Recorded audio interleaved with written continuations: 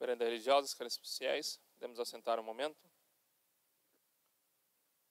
Estamos celebrando São Boaventura, bispo e doutor da Santa Igreja, importante santo para toda a história eclesiástica.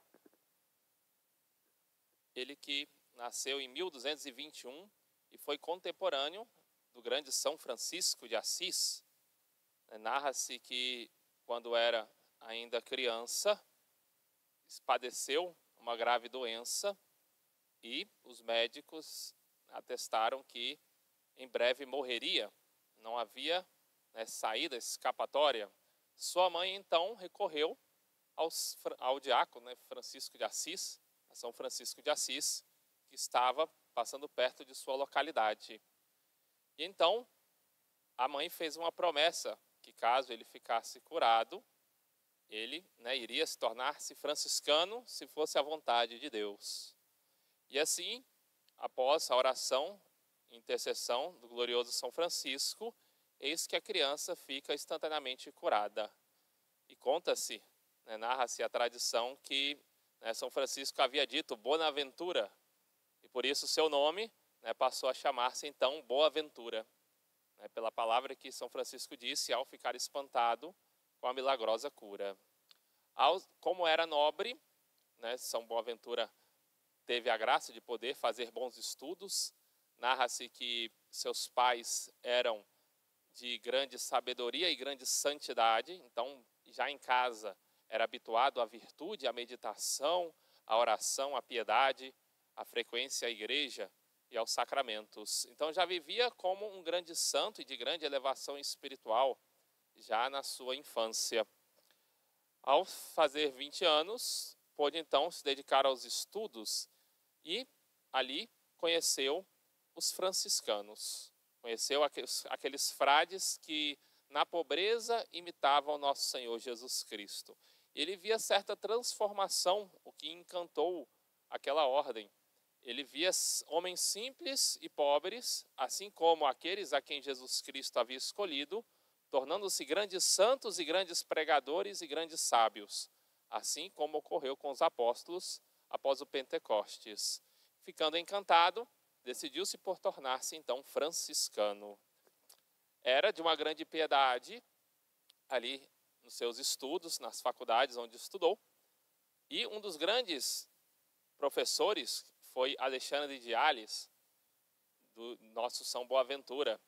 E ele conta que de São Boaventura parece que esqueceram de colocar o pecado original.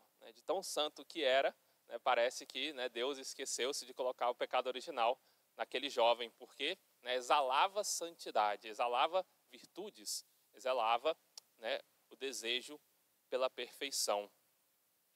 Tornando-se então grande pregador, foi muito perseguido, muito caluniado. Por isso executou as funções mais simples, de modo que pudesse ali, e permanecendo em silêncio, não se defender de muitas das acusações que haviam feito. Mas sabiam, grande parte dos franciscanos, de que era um grande intelectual. E assim, depois tornou-se o superior dos franciscanos, pelo exemplo de humildade que viveu, um dos sucessores de São Francisco de Assis, e pôde então estruturar toda a ordem franciscana que havia se espalhado já pelo mundo inteiro. Então foi um dos grandes organizadores das missões pelos franciscanos por toda a igreja. Foi escolhido pelo seu grande nível intelectual. Temos inúmeras obras de São Boaventura. Uma delas é sobre as 6 asas do serafim, que ele fala, ele dá uma exortação aos prelados. Por isso que é chamado também de doutor seráfico, o nosso grande São Boaventura.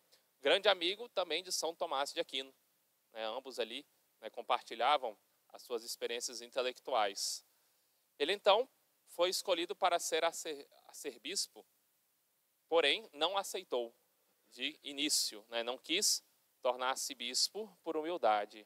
Porém, como estavam preparando o concílio de Leão, e ele temia que ali não estivesse de fato todas as ideias necessárias para a igreja, uma vez sendo ele franciscano e superior da ordem franciscana, ele conhecia a igreja, poderíamos dizer, melhor do que ninguém. Então, aceitou, por graça de Deus, tornar-se então bispo e cardeal. Mas, acabou que nos inícios ali do concílio veio a falecer, rendendo a sua alma a Deus, tornando-se assim canonizado em pouco tempo devido ao alto grau de santidade, sobretudo pelos seus escritos, tornou-se doutor da igreja. Um de seus escritos é o livro chamado Incêndio do Amor, ou Os Três Caminhos da Vida Espiritual. E nesse livro, em uma parte, ele fala, no capítulo 1, sobre a purificação da alma e seu tríplice exercício. Como que nós podemos purificar a nossa alma?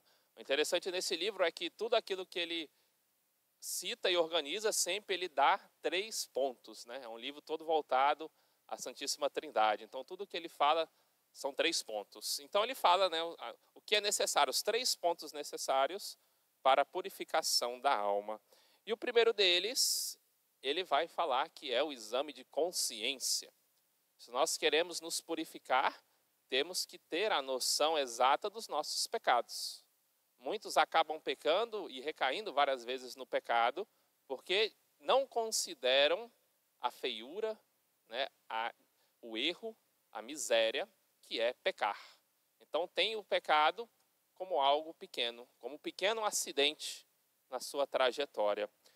E nosso São Boaventura diz que a recordação do pecado deve exortar primeiramente a alma a contemplar primeiramente as suas negligências, concupiscências e malevolências, pois todos os nossos defeitos e pecados vão se reduzir a esses 3.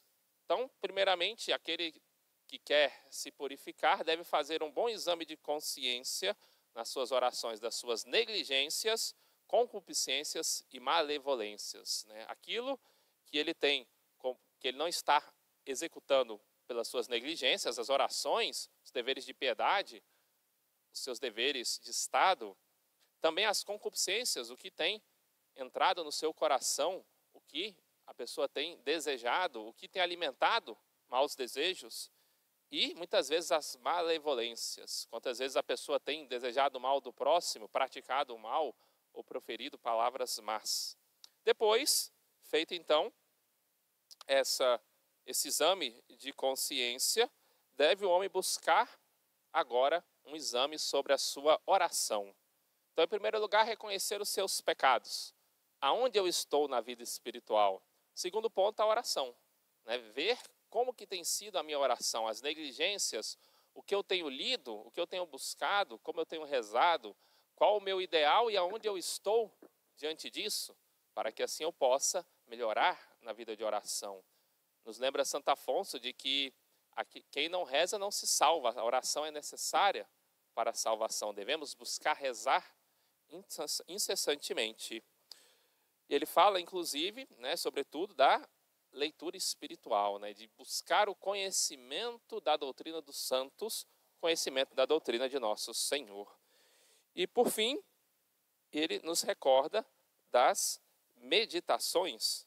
Ele nos fala que nós devemos observar na nossa meditação, naquilo que temos lido, as nossas concupiscências. O que tem movido a nossa alma? A curiosidade e a vaidade. O que tem tirado da nossa alma o desejo de ser santo e conduzido a ela ao tédio, a uma tibieza. O que nos tem influenciado nessa busca pela santificação? Porque, por mais que muitos tenham um ódio, um desprezo pelo seu pecado, de certo modo reconhecem e sentem uma dor por ter pecado, rezam, mas deixam como que a casa varrida e a porta aberta para as ações do demônio. Então esse é o terceiro ponto que nos recorda São Boaventura. Uma meditação do seu pecado, rezar pedindo perdão a Deus, viver uma vida de oração intensa e, por fim, fechar a porta das tentações. Assim, o homem conseguirá viver a santidade. Assim, o homem vai conseguir, pouco a pouco, purificar a sua alma. Louvado seja nosso Senhor Jesus Cristo. Para sempre seja louvado. Glorioso São Boaventura. rogai por nós.